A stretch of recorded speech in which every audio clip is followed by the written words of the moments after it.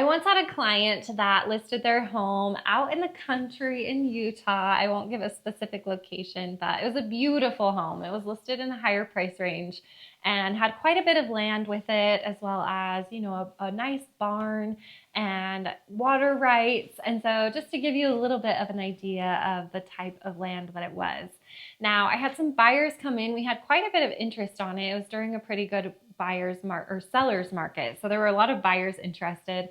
They came through and took a look. We ended up getting a couple of offers, but one of them stood out. They loved the home. They were going to be paying cash for the home. They didn't have another home that they had to sell. So it was a great opportunity for the sellers. So we got under contract. They got through, some of their due diligence.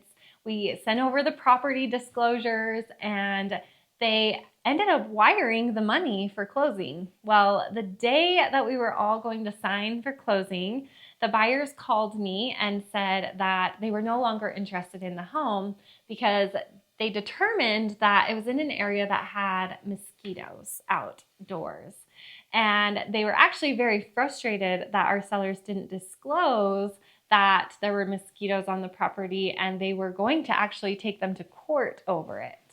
So the money had already been wired. We were ready to close, and here we are having a dispute over mosquitoes. I honestly couldn't believe it, especially considering these buyers lived in the same city already, so they were familiar with the mosquito situation in the area. Now, they did not end up forcing the matter legally. We did wire their money back to them. We put the home back on the market and we were able to get it sold quickly with another buyer.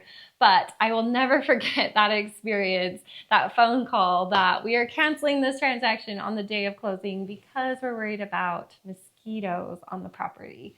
You should know as a buyer, outdoor items like that are not disclosed. There could be mice outside, there can be stray cats, there can be any items outside, and those aren't disclosed. And so make sure you do your due diligence and hopefully find that information before the day of closing.